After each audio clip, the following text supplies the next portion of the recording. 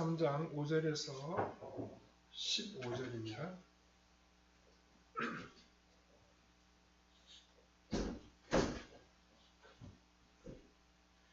구약성경 427면쯤이 있습니다. 427면입니다.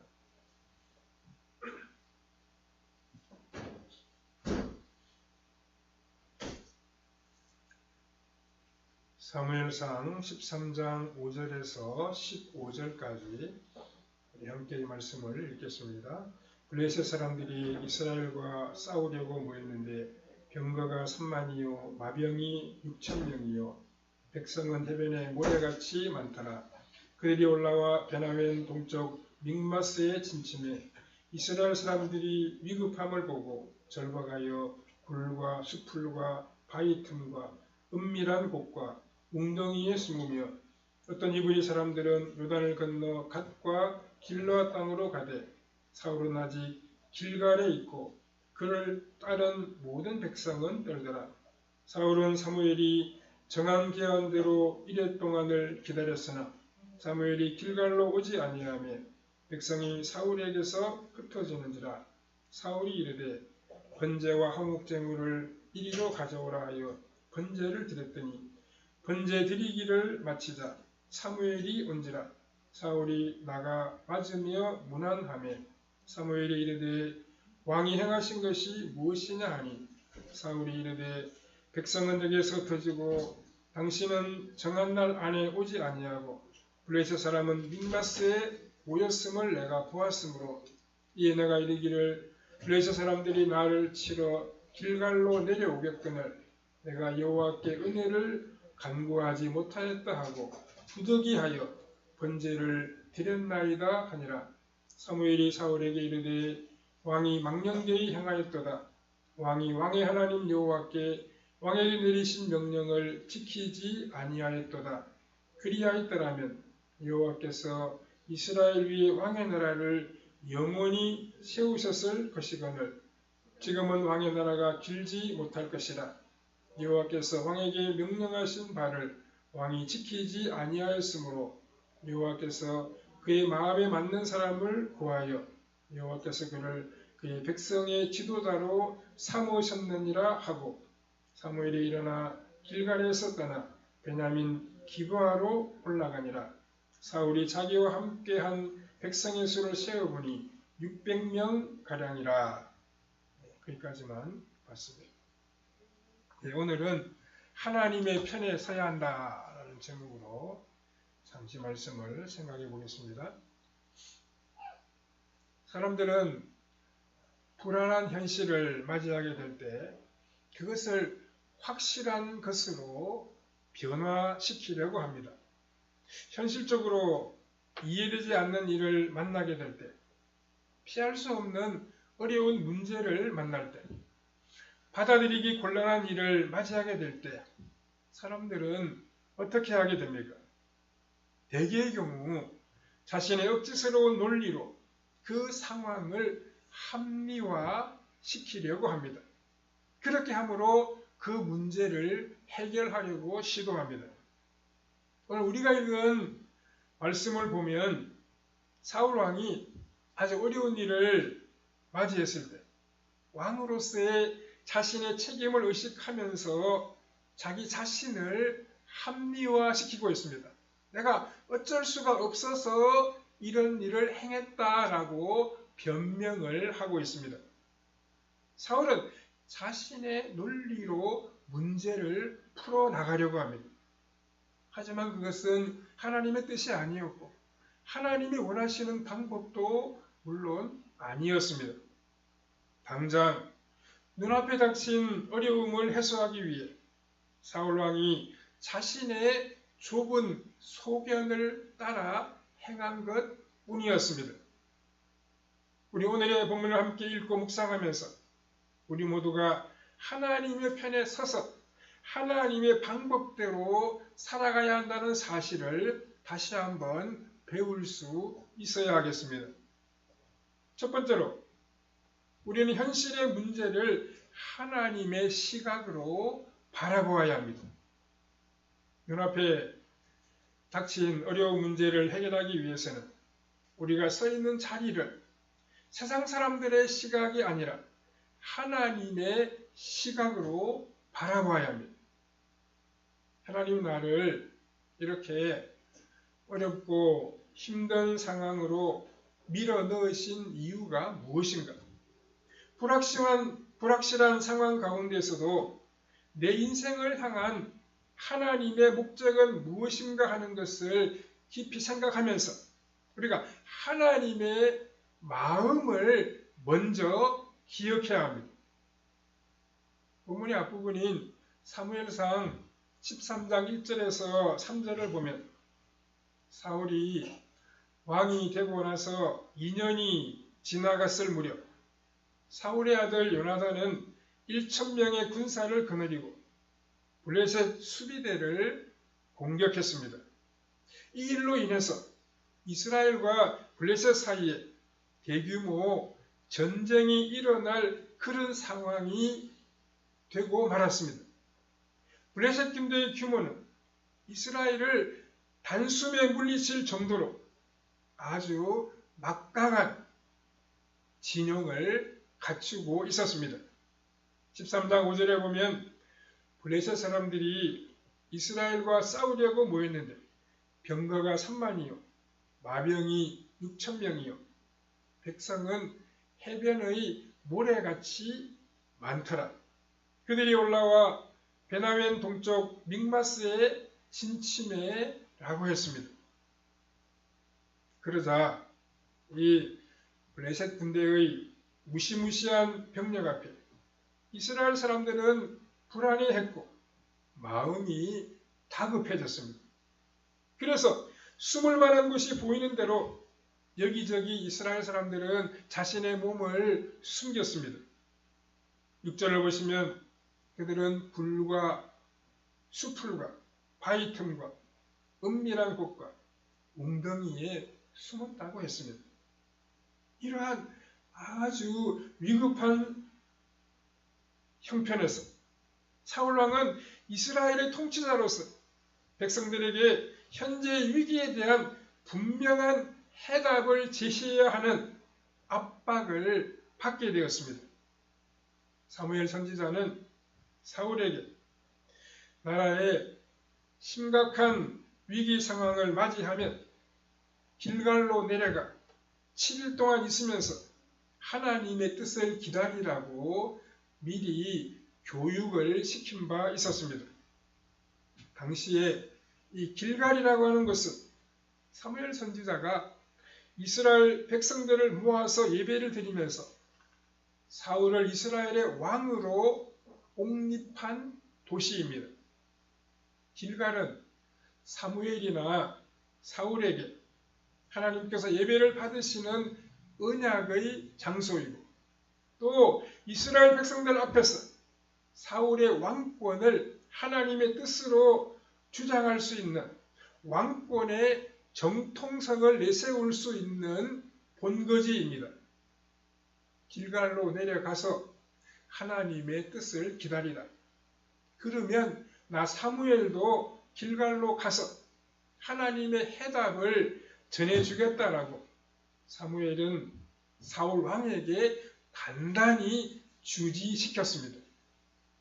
사무엘상 10장 7절을 보시면 너는 나보다 앞서 길갈로 내려가라. 내가 내게로 내려가서 번제와 화목제를 드리리니 내가 내게 가서 행할 것을 가르칠 때까지 7일 동안 기다리라 라고 말했습니다. 블레셋과의 전면적인 전쟁이 임박한 것 같이 보이자 사울왕은 이 말씀을 기억하면서 길갈로 내려가서 사무엘 선지자를 기다렸습니다.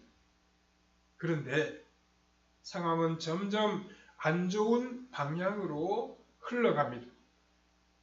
사울왕이 간절하게 사무엘 선지자를 기다렸는데 본문 8절에 보면 사무엘은 1회가 지나가도록 7일이 지나가도록 오지를 아니했습니다.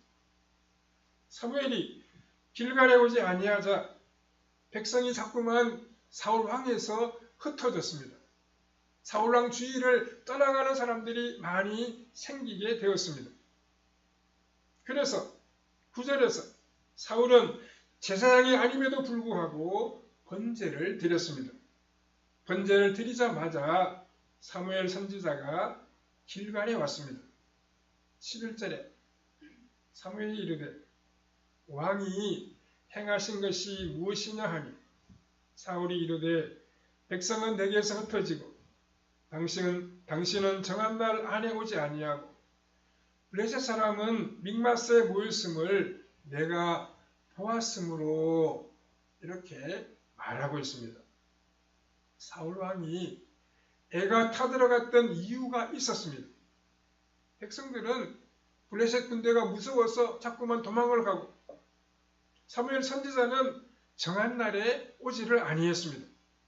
또 블레셋 사람들은 믹마스에 모여서 이스라엘을 공격하려고 준비하고 있었습니다. 이런 형편에서 사울왕이 사무엘을 대신하여 직접 번제를 드렸다고 변명을 하고 있습니다. 사울왕이 이 절박한 처지에서 직접 번제를 드리면서 이스라엘 군사들의 마음을 다잡으려고 했지만 그가 한 가지 안타깝게도 놓친 것이 있었습니다.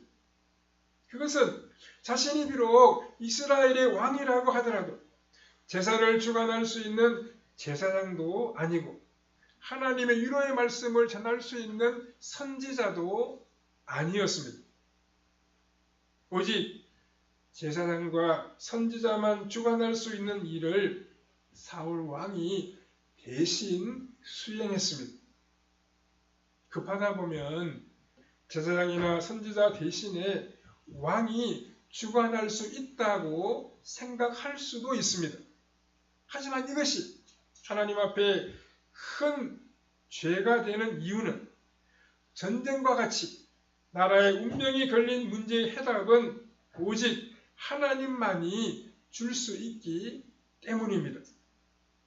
그런데 자신이 백성들의 지도자이고 왕으로서 하나님이 아닌 자신이 직접 그 해답을 줄 수 있다는 심각한 착각에 사울왕이 빠지고 말았던 것입니다. 두 번째로 과거의 모세도 치명적인 실수를 범한 바가 있었습니다. 오늘 본문의 사건 이전에 모세 오경을 보면 모세가 광야에서 이스라엘 백성들과 함께 40년을 고생하다가 가나안 땅에 들어가지 못한 결정적인 이유도 역시 마찬가지입니다. 민수기 20장 2절 이하에 보면 광야에서 방황하던 이스라엘 백성들이 마실 물이 없다고 모세에게 불평을 쏟아내었습니다. 백성들이 불평을 터뜨리자 모세가 하나님께 기도하니 하나님께서는 모세에게 회중들을 다 모으고 그들 앞에서 반석을 쳐서 물을 내게 하여 회중들과 짐승들에게 마시게 하라라고 말씀했습니다. 하나님의 명령대로 모세는 백성들을 다 반석 앞으로 불러 모았습니다. 이때 모세의 마음에 기회만 생기면 불평을 하는 이스라엘 백성들이 너무나도 미워지기 시작했습니다. 그래서 모세는 들고 있던 지팡이를 내리치며 고함을 질렀습니다. 반역한 너희여, 우리가 너희를 위하여 이 반석에서 물을 내랴 라고 고함을 지르며 분노하면서 지팡이로 반석을 2번 내리치자 물이 솟아나와 회중들과 짐승들이 물을 마실 수 있었습니다. 그러나 이때 모세는 결정적인 2가지의 실수를 범하고 말았습니다. 모세의 첫째 실수는 반석을 향하여 명령하여 물을 내라고 하였는데 모세는 지팡이로 반석을 2번씩이나 내리쳤습니다. 왜 모세가 이렇게 내리쳤겠습니까? 백성들이 자주 때로 몰려와서 기적적인 해답을 내어놓으라고 다그치며 생떼를 부리는 것을 참다 못해서 그동안 쌓인 것이 폭발해서 모세가 분노를 터뜨리고 만 것입니다. 모세는 광야에서 이스라엘 백성들을 인도하면서 얼마나 힘이 들었겠습니까? 그러다가 이제 물을 제대로 마실 수 있는 길이 보이자 그동안 억눌러 왔던 부담감이 폭발하면서 지팡이로 반석을 2번씩이나 내리쳤습니다. 모세는 반석을 2번이나 내리치면서 백성들에게 해답을 내놓아야 하는 자신의 책임을 과도하게 강조하는 말을 해버리고 맙니다. 이것이 모세의 2번째 실수입니다. 모세는 일평생 이스라엘 백성들을 향하여 거룩하신 하나님께서 이스라엘을 구속하시고 오직 그분의 능력으로만 백성들의 문제를 해결하여 가나안 땅까지 인도하신다는 사실을 분명하게 나타내야만 했습니다. 하지만 모세는 그만 자신의 한계를 넘어서서 하나님의 절대 주권을 침범하고 말았습니다. 모세가 하나님의 거룩하심을 백성들 앞에서 나타내지 못했다는 것은 무슨 의미입니까? 모세는 반석 앞에서 하나님의 지시를 어김으로 하나님은 오직 그분만의 권능으로 이스라엘 백성들을 가나안 땅으로 인도하신다는 엄중한 진리를 백성들에게 분명하게 각인시키지 못했다는 것입니다. 백성들이 불평할 때 모세가 분노하여 응답했기 때문에 이스라엘 백성들의 마음에는 자신들이나 모세가 하나님이 없이 살아가는 세상 사람들과 별로 다를 것이 없겠다라고 하는 그런 생각을 하게 되었습니다.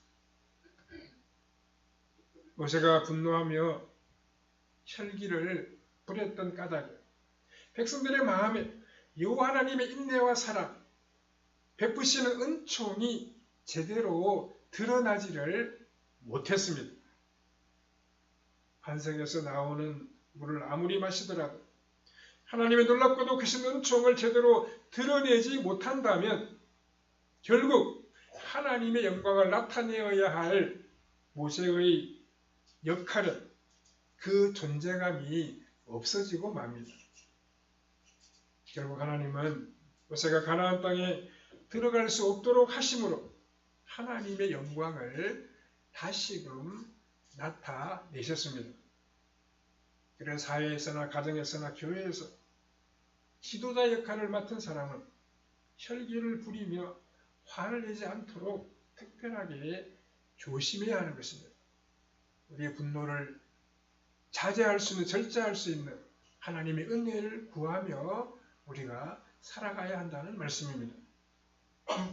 세 번째로 사울왕은 치명적인 실수를 범했습니다.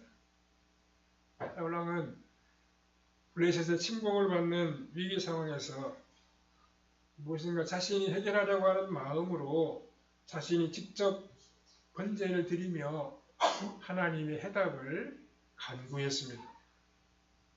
사울왕의 입장에서 아주 억울한 것은 본문 10절에서 사울왕이 번제를 드리자마자 사무엘 선지자가 그 자리에 나타난 것입니다. 아니, 사무엘 선지자는 블레셋 침공 소식을 들었으면 밤을 새서라도 약속 장소에 빨리 와야 하는 것이 아니겠습니까?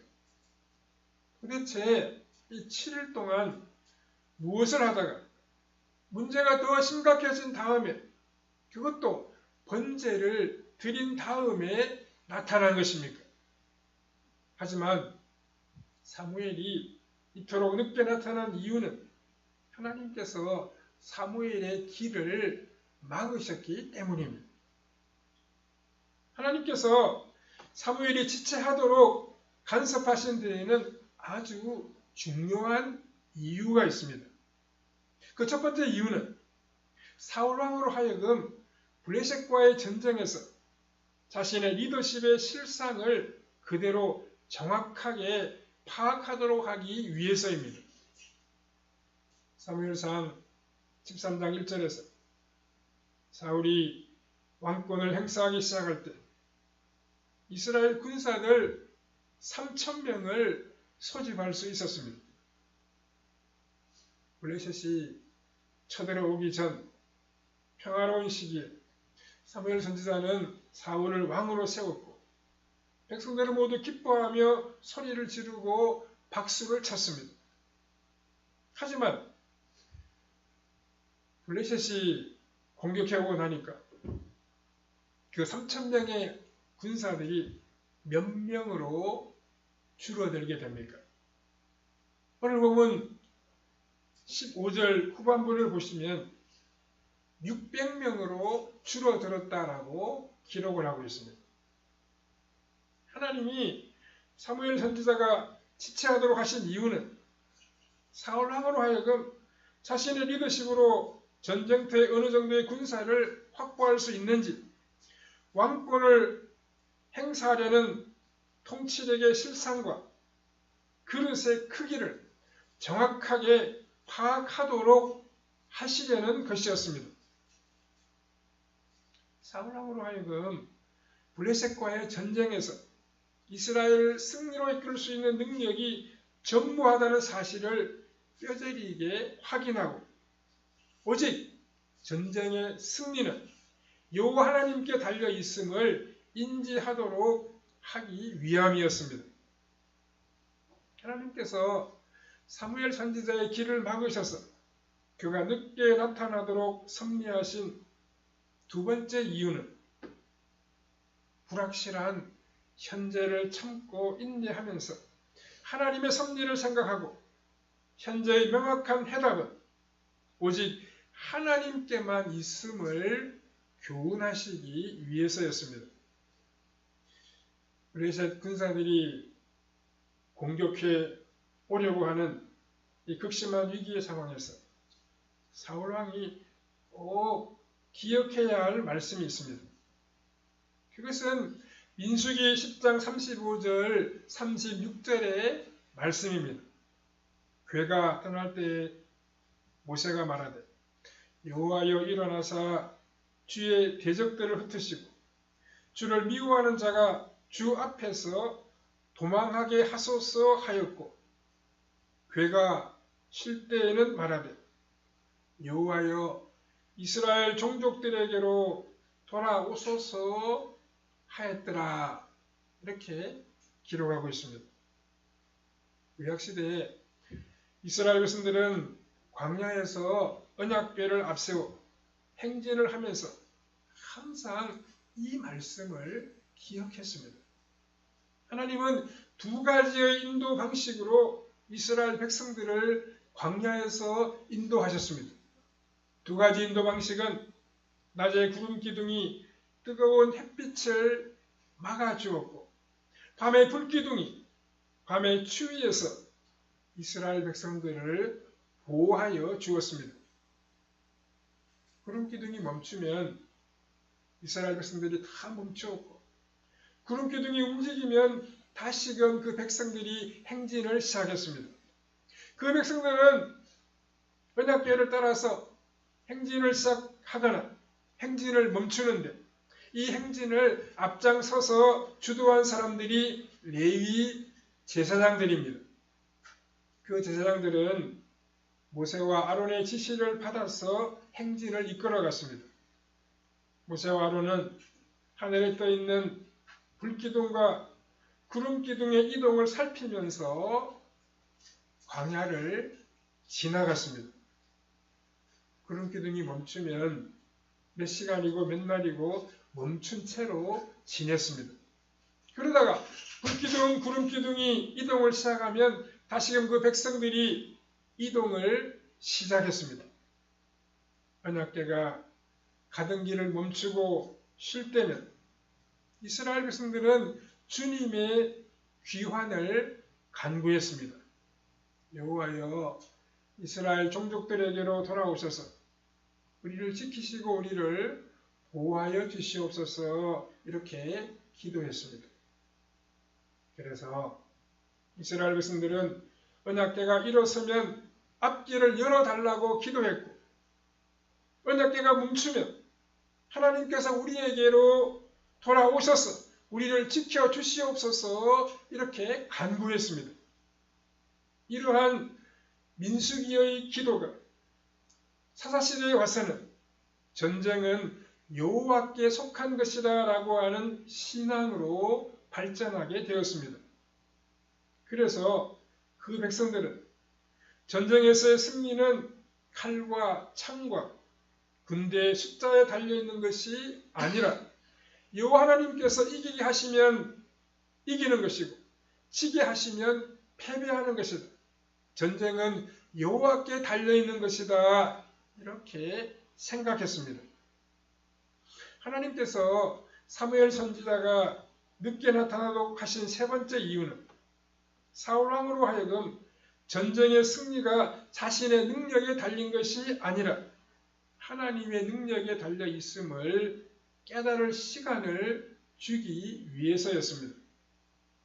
지금 블레셋 군사들이 믹마스에 진을 치고 공격 준비를 하고 있지만 이들이 당장 이스라엘로 쳐들어오지는 못했습니다. 본문의 앞부분인 13장 3절에 보면 요나단의 매복 공격 때문에 블레셋의 수비대가 패배를 당했습니다.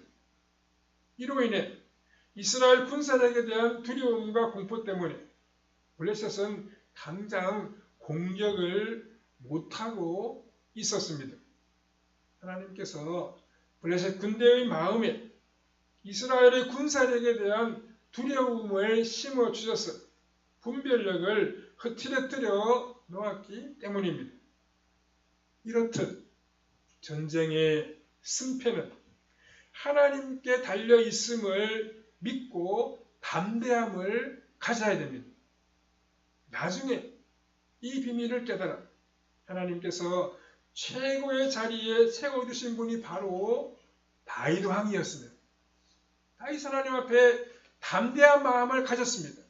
하나님이 함께 하시면, 하나님 앞에 서면, 하나님의 편에 서서 살아가면 하나님이 승리하게 하실 것을 꼭 믿고 나아갔던 것입니다. 우리의 삶과 영적 전쟁의 승리는 결국 우리 하나님의 손에 달려 있습니다. 우리가 하는 일의 성공과 실패는 전능하신 하나님의 손에 달려 있는 것입니다. 때로는 온 세상 사람들이 하나님의 말씀을 거스르는 길을 택한다고 할지라도 우리는 계속해서 하나님의 편에 서 있어야 됩니다. 하나님 앞에 서서 살아가야 됩니다. 하나님이 원하시는 방법대로 나아가야 됩니다. 그렇게 할 때 하나님은 우리에게 능력을 주시고 우리를 사용하셔서 하나님이 원하시고 기뻐하시는 아름답고 복된 일을 이루어 가십니다. 하나님은 적은 무리라고 할지라도 말씀을 사랑하고 하나님의 살아계심을 믿고 의지하는 하나님의 편에 서 있는 믿음의 사람들을 통하여 하나님의 놀라운 일들을 이루어 가시는 것입니다. 우리 모두가 다 하나님의 편에 서야 됩니다. 하나님이 원하시는 삶을 이어가야 됩니다. 하나님 말씀으로 교훈하신 바를 따라서 다른 사람이 뭐라고 하든 그 하나님이 원하시는 방법대로 살아가야 합니다. 그렇게 할 때 우리의 삶이 아름다운 열매를 맺게 되고 하나님 앞에 큰 영광을 돌려드리게 되며 세상의 빛으로 나타날 수 있을 것입니다. 하나님이 함께 하심을 믿고 담대하게 믿음으로 모든 일을 감당함으로 은혜의 하나님, 능력의 하나님을 체험하는 성도님들의 삶이 다 되시기를 바랍니다. 기도드리겠습니다. 고마우신 하나님 감사합니다. 우리에게 이렇게 복스러운 주의 날 허락해 주시니 감사합니다. 우리 모두가 하나님의 편에 서서 살게 하여 주시옵소서. 하나님의 방법대로 하나님의 말씀으로 교훈하시는 바를 따라서 다른 사람이 뭐라고 하든 하나님의 뜻을 이루어드리며 살아가는 우리의 발걸음, 우리의 신앙생활이 되게 하여 주시옵소서.